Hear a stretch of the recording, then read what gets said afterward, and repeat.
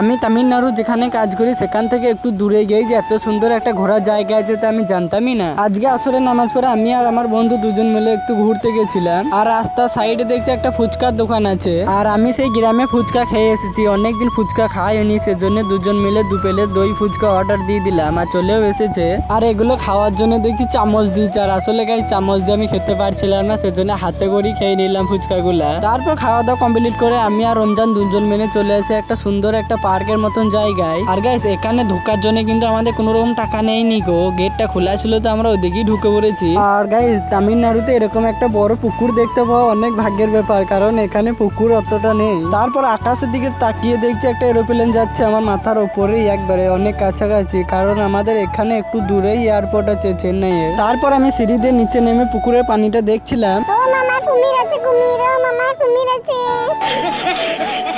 আর এদিকে রমজানকে দেখো কেমন এরোপ্লেনের ভিডিও করেই যাচ্ছে, যতগুলো এরোপ্লেন আছে সব ভিডিও করছো। তারপর ওখানে 1-1.5 ঘন্টা মতন সময় কাটানোর পর আমরা দুজন মিলে আবার সাইকেলে চলে আসি কোম্পানি। আর আজকে সন্ধ্যেবেলা ক্যান্টিন রুমে আমাদের লাচ্চা সেমাই ভিজিয়েছিল, তো ওটা খেয়ে আজকে বলে ওটা শেষ করলাম।